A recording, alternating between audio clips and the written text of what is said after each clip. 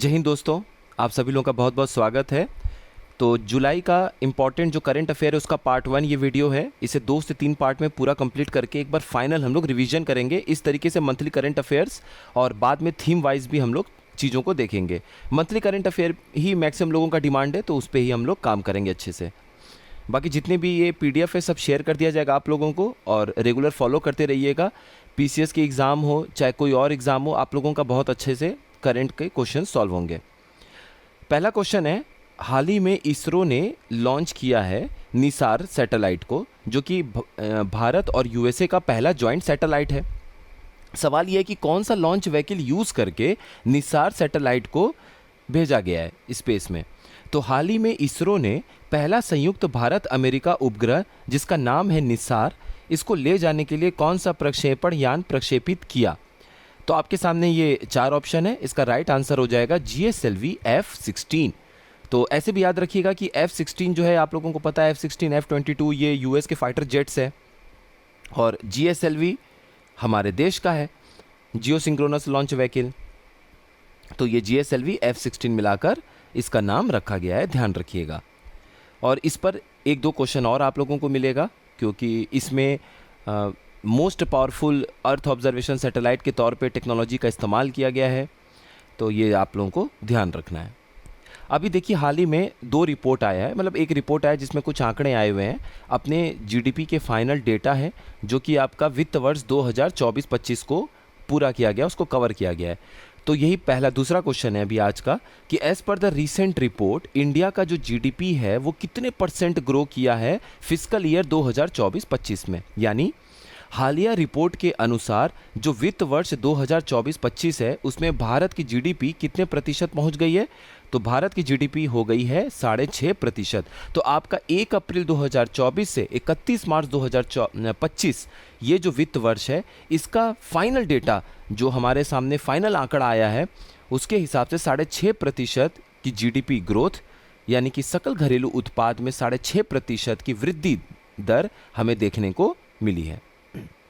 और यहाँ पर ये चीज़ लिखा हुआ है, तो आप देख लीजिएगा कि 2024-25 में भारत की GDP 6.5% बढ़ी है, जो प्रमुख अर्थव्यवस्थाओं में जो मेजर इकोनॉमीज़ हैं उसमें सबसे अधिक है। फिर यही रिपोर्ट है, इसमें हमें टोटल एक्सपोर्ट्स भी जानने को मिला है। तो as per the recent report total exports reached a record how much billion dollar in 2024 and 25। यानी हालिया रिपोर्ट के अनुसार 2024-25 में कुल निर्यात रिकॉर्ड कितने बिलियन अमेरिकी डॉलर तक पहुंच गया है। तो ये पहुंच गया है 824.9 बिलियन डॉलर, यानी कि 824.9 बिलियन अमेरिकी डॉलर। इस बात को ध्यान रखिएगा। और चलिए ठीक है, ये डेटा 2 इंपॉर्टेंट है। तो एक तो ये इंपॉर्टेंट है एक्सपोर्ट वाला, और दूसरा हमारा जो फाइनल GDP का आंकड़ा आया है। सब क्वेश्चन अच्छे से ध्यान दीजिएगा। Which among the following became the first lady DM of Gautam Buddh Nagar. देखिए, जब से गौतम बुद्ध नगर बना हुआ है, और नोएडा और ग्रेटर नोएडा जो 2 शहरों का आप अक्सर नाम सुनते हैं, ये गौतम बुद्ध नगर जिले में ही पड़ता है, दोनों, नोएडा ग्रेटर नोएडा दोनों। तो जब से गौतम बुद्ध नगर बना है, अभी तक कोई भी लेडी DM, कोई भी डिस्ट्रिक्ट मजिस्ट्रेट फीमेल नहीं हुई हैं। ये फर्स्ट लेडी डिस्ट्रिक्ट मजिस्ट्रेट हैं गौतम बुद्ध नगर की। इनका नाम क्या है, जिनको आप इमेज में देख रहे हैं, ये है मेधा रूपम। तो गौतम बुद्ध नगर की पहली महिला जिला अधिकारी या महिला डिस्ट्रिक्ट मजिस्ट्रेट कौन है? मेधा रूपम जी। अब मेधा रूपम जी के ही पिता इस समय ज्ञानेश कुमार हैं, जो कि 26वें चीफ इलेक्शन कमिश्नर हैं। तो भारत के जो अभी 26वें मुख्य चुनाव आयुक्त हैं, वो ज्ञानेश कुमार जी इन्हीं के पिता हैं। तो वो पिताजी जो हैं वो 26वें चीफ इलेक्शन कमिश्नर बने, और बेटी जो है इनकी, उन्होंने भी इतना अच्छा रिकॉर्ड बनाया कि पहली महिला DM के रूप में वो सर्व कर रही हैं, मेधा रूपम। तो दोनों लोगों के लिए बहुत गौरवान्वित करने वाला पल है। ये भी बहुत इंपॉर्टेंट क्वेश्चन है, यहाँ से बिल्कुल आपको किसी न किसी एग्जाम में देखने को मिलेगा। हाल ही में हरदीप जो हैं वो भारत के पहले अंडर 17 वर्ल्ड चैंपियन बने हैं। कितने kilogram weight class of Greco Roman style में? देखिए, कुश्ती हुआ था, उसी का ये क्वेश्चन है। तो हाल ही में हरदीप ग्रीको रोमन शैली के किस किलोग्राम भार वर्ग में भारत के पहले अंडर 17 विश्व चैंपियन बने? तो ये 110 किलोग्राम के ग्रीको रोमन शैली का जो भार वर्ग था, 110 किलोग्राम का जो भार वर्ग था, उसमें ये चैंपियन बने हैं। अब देखिए, अंडर 17 का वर्ल्ड रेसलिंग चैंपियनशिप, यानी कि ये ग्रीस में आयोजित हुआ था मतलब ग्रीस में आयोजित अंडर 17 विश्व कुश्ती चैंपियनशिप में हरदीप सिंह ने, ये हरियाणा के हैं ध्यान रखिएगा, ईरान के यजदान डेलरोज को 3-2 से हराकर चैंपियन बने। अगला क्वेश्चन देखिए, जगदीप धनखड़ जी जो हैं अपने उपराष्ट्रपति थे, उन्होंने त्याग पत्र से मतलब उन्होंने रिज़ाइन दे दिया। अब ये हमारे लिए पॉलिटी में भी तो इम्पॉर्टेंट टॉपिक है ही। मेरी कोशिश रहेगी कि आप लोगों को इम्पॉर्टेंट आर्टिकल्स करवा दिए जाएं इसके, लेकिन ये एक इम्पॉर्टेंट क्वेश्चन इनका बनता है यहाँ पे, मेंस में भी ये पूछे जाएंगे, तो ध्यान रखिएगा। सवाल है, इनमें से कौन सा कथन सही है या नहीं है, ये आपको बताना है। 21 जुलाई 2025 को श्री जगदीप धनखड़ जी ने रिज़ाइन कर दिया वाइस प्रेसिडेंट के पोस्ट से, यानी 21 जुलाई 2025 को श्री जगदीप धनखड़ जी ने भारत के उपराष्ट्रपति पद से इस्तीफा दिया। ये स्टेटमेंट बिल्कुल सही है, 21 जुलाई का डेट याद रखिएगा। He is the only second vice president in India's history to resign before completing the term after वीवी गिरी, यानी कि वे भारत के इतिहास में वीवी गिरी जी के बाद कार्यकाल पूरा करने से पहले इस्तीफा देने वाले दूसरे उपराष्ट्रपति बने हैं। ये गलत स्टेटमेंट है, ये तीसरे उपराष्ट्रपति हैं जिनका कार्यकाल पूरा नहीं हो पाया और उन्होंने इस्तीफा दे दिया। तो यहाँ पर सही आंसर हो जाएगा ओनली 1। तो देखिए, जगदीप धनखड़ जी के पहले 2 उपराष्ट्रपति अपने देश में और हुए। एक थे वीवी गिरी जी जिन्होंने 1969 में रिज़ाइन दिया था, और उसके बाद आर वेंकटरमन जी जिन्होंने आर वेंकटरमन जी जिन्होंने 1987 में रिज़ाइन दिया था, इस्तीफा दे दिया था। और ये तीसरे जगदीप धनखड़ जी ऐसे उपराष्ट्रपति हैं अपने देश के जिनका कार्यकाल पूरा होने के पहले ही इन्होंने रिज़ाइन दे दिया। ध्यान रखिएगा। अब देखिए यहाँ पर प्रोजेक्ट 17A जो कि नीलगिरी क्लास का फ्रिगेट है, इसके 2 क्वेश्चन इंपॉर्टेंट है। 1 जुलाई को एक इनका सेकंड शिप इंडक्ट हुआ नेवी में, और एक 31 जुलाई को हुआ। तो जुलाई में 2 इंपॉर्टेंट इनके शिप हैं, सेकंड और थर्ड नंबर के, जो नेवी में इंडक्ट हुआ। क्वेश्चन है, what is the name of the second ship of project 17A stealth frigate being built at Mazagon dock ship builders limited which was delivered to the Indian Navy on 1 July 2025। Mazagon dock ship builders limited में निर्मित project 17A stealth frigate के दूसरे जहाज का नाम क्या है जिसे 1 जुलाई 2025 को भारतीय नौसेना को सौंपा गया? और इसका नाम है INS उदयगिरी। पहाड़ों की श्रृंखलाओं के नाम पर इसे रखा गया है। और पहला जो है 2019 में प्रोजेक्ट 17A के तहत फ्रिगेट सौंपा गया था नेवी को, जिसका नाम था INS नीलगिरी। तो जो पहला जहाज होता है उस सीरीज़ में उसी क्लास के जहाज़ों को कंसिडर किया जाता है। तो नीलगिरी क्लास सबमरीन ये है। अब देखिए फ्रिगेट क्या होता है, आप एक चीज़ समझ लीजिए। देखिए जो फाइटर नेवी के जो फाइटर बड़े बड़े शिप्स होते हैं, युद्ध के लिए युद्ध में इस्तेमाल होने वाले जो शिप होते हैं, उसमें 3 तरह के शिप का नाम आपको सुनने को मिलता है।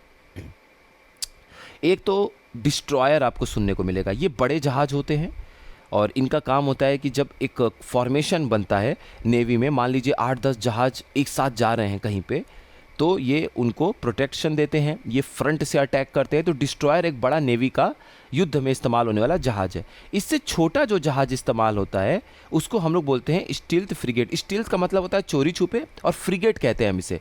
मतलब ये दुश्मन के वाटर एरिया में चला जाएगा, दुश्मन के क्षेत्र में चला जाएगा और जल्दी रडार में पकड़ में भी नहीं आएगा, इसीलिए स्टील्थ है। स्टील्थ मतलब कि चोरी छुपे वो पहुंच जाएगा अटैक करने के लिए।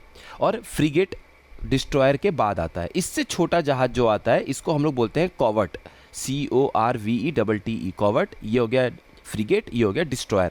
कॉवर्ट का काम क्या होता है? अब देखिए छोटा जहाज है तो जाहिर सी बात है कि स्पीड बहुत तेज होगी और अचानक से आप इसको मोड़ सकते हैं। बड़े जहाज को आपको मोड़ना होगा तो बहुत मेहनत करना होगा, धीरे धीरे करके आप इसको मोड़ सकते हैं। तो कॉवर्ट का इस्तेमाल क्या होता है? पेट्रोलिंग हो रही है फास्ट, जैसे केरल के तट पे 200 किलोमीटर तक तेज़ी से कुछ घंटे में आपको पेट्रोलिंग करनी है, निगरानी करनी है, तट रक्षा करनी है, तो आप कॉवर्ट भेजिए। जब आपको थोड़ा सा जंगी जहाज भेजना हो लड़ने के लिए तब आप यहाँ फ्रिगेट भेजिए, और एकदम ही तहस नहस मचा के रख देना है तब आप डिस्ट्रॉयर भेजिए। तो डिफरेंस आपको समझ में आ गया होगा। बाकी आप नेट पे कभी सर्च करिएगा, आपको बहुत अच्छे तरीके से वो जहाज़ दिखेंगे। तो ये फ्रिगेट क्लास है, प्रोजेक्ट 17A के तहत फ्रिगेट क्लास है INS उदयगिरी, ध्यान रखिएगा।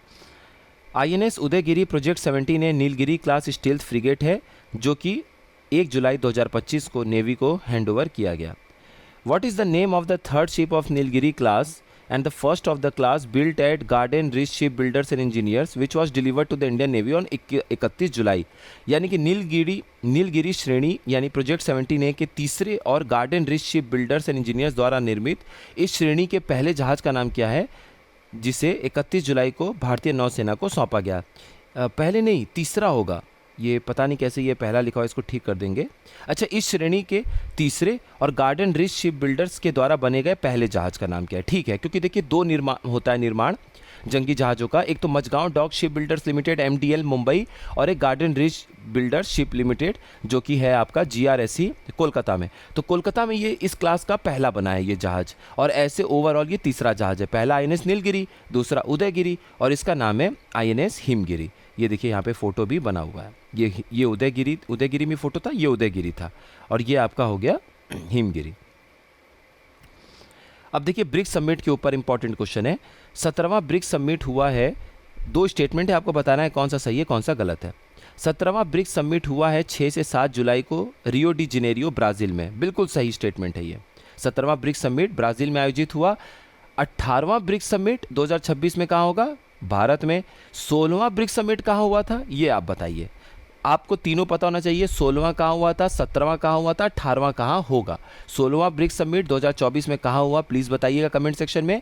17वां ब्रिक्स समिट ब्राज़ील में हुआ, बिल्कुल ठीक है। 18वां ब्रिक्स समिट अगले साल 2026 में भारत में होगा, और थीम था strengthening global south cooperation for more inclusive and sustainable governance. यानी इस शिखर सम्मेलन का विषय था अधिक समावेशी और सतत शासन के लिए वैश्विक दक्षिण सहयोग को मजबूत करना। दोनों स्टेटमेंट बिल्कुल ठीक है। हाल ही में जो ये ब्रिक्स समिट हुआ है, ये 17वां ब्रिक्स समिट था, 18वां भारत में होगा, 16वां कहाँ हुआ ये आपको बताना है 2024 में।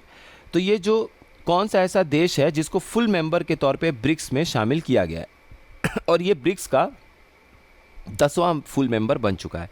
तो हम लोग बात कर रहे हैं इंडोनेशिया की। तो हाल ही में जो 17वां ब्रिक्स शिखर सम्मेलन 2025 का आयोजन किया गया, उसमें इंडोनेशिया 10वां पूर्ण सदस्य बना है। और देखिए यहाँ पर जो चीज़ें लिखी गई हैं, आप लोग हिस्ट्री ज़रूर पढ़ लीजिएगा। ये हमारे लिए ज़रूरी है कि 2024 में मेंबर्स को बढ़ाया गया, तो इजिप्ट, इथोपिया, ईरान और UAE ये 4 देश और जुड़े हैं ब्रिक्स के मेंबर के तौर पे। और 10वां मेंबर कौन बना है? सॉरी, 10वां मेंबर आपका बना है इंडोनेशिया, इसको ध्यान रखिएगा। हाल ही में 8 जुलाई 2025 को कौन सा ऐसा देश है जो 21वां देश बन चुका है यूरोप में यूरो करेंसी को अपनाने वाला? यानी कि यूरो एक करेंसी बनाई गई, कॉमन करेंसी, कि जितने भी देश हैं अपनी अपनी करेंसी छोड़ के आप यूरो को ही अपना करेंसी मानिए। तो हाल ही में बुल्गारिया ने यूरो को अपनी करेंसी मानने के लिए तैयार हो गया है। 1 जनवरी 2026 से अब उसके देश में यूरो करेंसी चलेगी, यूरो मुद्रा चलेगी, और ऐसा मानने वाला वो यूरोप का 21वां देश बन चुका है। यानी कि अब 21 ऐसे टोटल देश हो चुके हैं यूरोप में जहां पर यूरो मुद्रा, यूरो करेंसी चलेगी, इस्तेमाल होगा। और बुल्गारिया की अगर हम लोग बात करें तो इसके पहले लेव, LEV, लेव, ये इसकी करेंसी थी। यूलिया स्वेरेडिंको हाल ही में कौन से देश की प्रधानमंत्री नियुक्त हुई हैं? ये यूरोपियन देश है, उसकी ये प्रधानमंत्री बनी है। यूलिया स्वेरेडिंको जो हैं, उनको जेलेंस्की ने यूक्रेन का प्रधानमंत्री नियुक्त किया है। इसके पहले ये वहाँ की इकोनॉमी मिनिस्टर भी रह चुकी हैं, वाणिज्य मंत्री भी रह चुकी हैं, इस बात को ध्यान रखिएगा। और जब से ये देश पे आक्रमण हुआ है, जब से रशिया के साथ युद्ध हो रहा है यूक्रेन का, तब से ये पहली बार प्रधानमंत्री नियुक्त हुआ है कोई। एशिया का सबसे ओल्डेस्ट एलिफेंट वत्साला 8 जुलाई 2025 को इनकी मौत हो गई। कौन से टाइगर रिजर्व में, बाघ अभयारण्य में, ये आपको बताना है। यानी कि एशिया की सबसे उम्र दराज जो हथनी थी वत्सला, इनकी मृत्यु 8 जुलाई 2025 को किस बाघ अभयारण्य में हुई? तो इनकी जो मृत्यु हुई वो पन्ना बाघ अभयारण्य में हुई। और ये जो वत्सला हैं, ये एशिया की सबसे उम्र दराज हथनी थी, एलिफेंट थी। तो यही लिखा हुआ है कि एशिया की सबसे बुजुर्ग हथनी माने जाने वाली वत्सला की मृत्यु 8 जुलाई 2025 को मध्य प्रदेश के पन्ना टाइगर रिजर्व या मध्य प्रदेश के पन्ना बाघ अभयारण्य में 100 वर्ष से अधिक आयु में हो गई। तो ये आप लोग ध्यान रखिएगा, और ये PDF आप लोगों को शेयर कर दिया जाएगा। मिलते हैं नेक्स्ट इन्फॉर्मेटिव वीडियो में। आप सभी लोगों का बहुत बहुत धन्यवाद।